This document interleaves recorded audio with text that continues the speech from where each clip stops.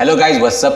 तो आज हम एक इम्पॉर्टेंट वीडियो देखेंगे और बहुत कुछ नया जानने को मिलेगा इस वीडियो से। वैसे इंडिया और चाइना के बारे में काफ़ी सारे मीडिया ने, काफ़ी सारे देशों के मीडिया ने बहुत कुछ कवर किया है, लेकिन आज जो जापान मीडिया ने जैसे रिपोर्ट किया है वो दिखाता है कि जापान तो जापानी है। भले ही करीपॉट जैसे एक स्टूपिड ग्रुप के वजह से जापान का इमेज जो है वो इंडिया में थोड़ा बिगड़ा है, लेकिन जैसे आप रिपोर्ट देखेंगे, बहुत सारे रिपोर्ट, जापानीज रिपोर्ट इंडिया के बारे में, बहुत सारे देशों के मीडिया ने इंडिया और चाइना के बारे में कवर किया है, लेकिन जापान तो अलग ही लेवल पे है।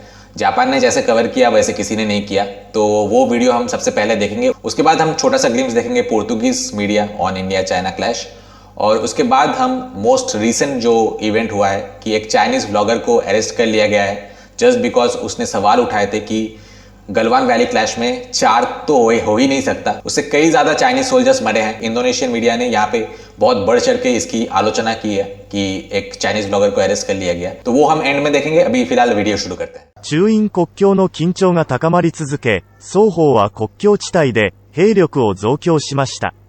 中国軍の兵士が国境の前線に送られる途中で泣いている映像がネット上で話題になっています。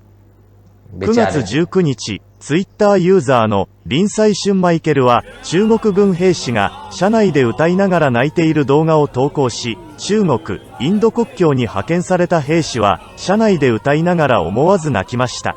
これが中国共産党の親衛隊の本当の戦力であり、最も真実な姿です。彼らが死ぬほど泣いているのを見てください。このような軍隊に本当の戦力があるのか。彼らの最大の功績は、香港で非武装の市民を殺害していた反送中運動の時に立てたものだった。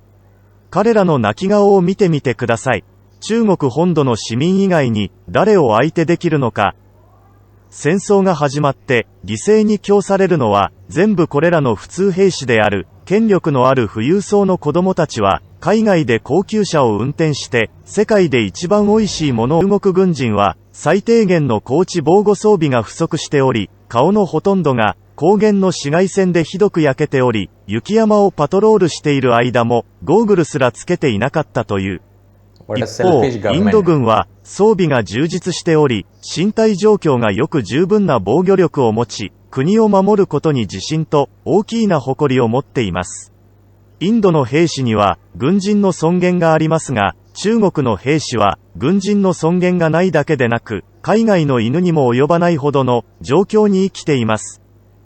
オーストラリア戦略政策研究所のアークリッティ・バックハワット研究員の分析では、中国側は中印両国の和平交渉の結果に絶えず違反し、インドを挑発し続けていることは、まさに国境での戦争の導火線に火をつける可能性があります。インディアンエクスプレス紙17日の報道によると、中国軍はダブサン盆地に2つの旅団を配置して、インド軍のパトロールポイント10から13までの道を遮断しました。こうしてインド軍がパトロールポイントに到達することを妨害し、このことは対立の数週間前から始まっていたとインド将校が明らかにしました。また、中国公式メディア、環球時報によると、中国共産党は約270機の H6 爆撃機と新型の長剣20や KD63 などの各種巡航ミサイルを配備しており、そのほとんどが東海岸付近に位置しているため、将来ラダック地域で衝突が発生した場合、中国軍に大きな優位性を与える可能性があります。しかし、インド軍も戦争の準備はできています。香港01の報道によると、インドはスー 30MKI 戦闘機に計100空対空ミサイルを配備しており、射程距離は最大 300km から 400km と推定されています。このミサイルは、亜音速爆撃機に対して使用するために、特別に最適化されています。また、インド国防省は、ロシアの S400 対空ミサイルをすでに発注しています。一方、フランス通信社は18日、中印国境紛争が長期化する可能性があるとして、トンネルを建設しているといいます。तो ये वीडियो पूरे दुनिया में ही फैल चुकी है और पोर्तुगीज़ मीडिया ने, पोर्तुगीज़ तो बेसिकली एक लैंग्वेज है, लेकिन ये लैंग्वेज काफ़ी सारे देशों में बोला जाता है, तो ये एग्जैक्टली किस देश का है मुझे नहीं पता, लेकिन पोर्तुगीज़ लैंग्वेज में भी इसके बारे में रिपोर्टिंग किया गया है ऑलमोस्ट इसी तरह से। और हालांकि बहुत सारे देशों के मीडिया इसको मॉक कर रहे हैं चाइनीज़ सोल्जर्स को, लेकिन I really felt bad for this kids. मतलब इन बच्चों को अपने कमीने चाइनीज़ गवर्नमेंट की वजह से इन बच्चों को हमारे शेरों के सामने छोड़ा जा रहा है।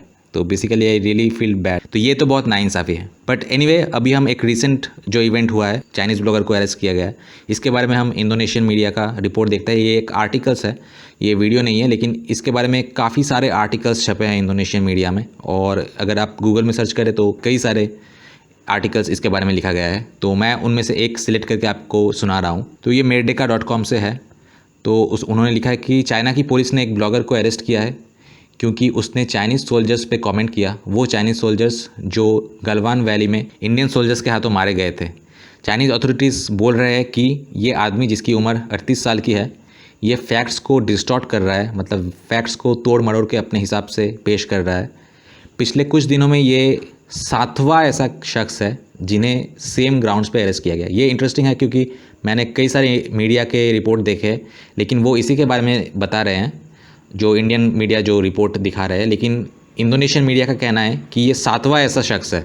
6 लोग और भी हैं जो चाइनीज़ सोल्जर्स के बारे में कमेंट करके उन्हें भी अरेस्ट किया गया है और उन्होंने सेम इंसिडेंट पे ही कमेंट किया था। उसके बाद लिखा है कि चाइना ने 2018 में एक लॉ पास किया था जिससे कि वो जो भी व्यक्ति जो सोल्जर्स की इंसल्ट करेगा उसको सज़ा मिल सकता है। लेकिन चाइना डेली ने एक आर्टिकल पब्लिश किया है कि चाइना में किसी भी व्यक्ति को इस लॉ के तहत तभी अरेस्ट किया जा सकता था जब ये क्रिमिनल कोड में अमेंडमेंट हो और इस नए लॉ को शामिल किया जाए। लेकिन ये तो हुआ ही नहीं था, ये अमेंडमेंट नहीं हुआ था, ये नेक्स्ट मंथ होने वाला था। लेकिन चाइना है बेसिकली, तो जिनपिंग ने अपने बाप का देश समझ के रखा है, तो लॉ इम्प्लीमेंट होने से पहले ही उसको अरेस्ट कर लिया गया इस लॉ के थ्रू। तो एक ऐसे लॉ के थ्रू उसको अरेस्ट किया गया जो अभी इम्प्लीमेंट हुआ ही नहीं है। उसके बाद लिखा है कि इस लॉ से किसी को भी 3 साल तक इम्प्रिजन किया जा सकता है। सोचिए कोई एक स्टेटमेंट के लिए आपको 3 साल की जेल हो जाए।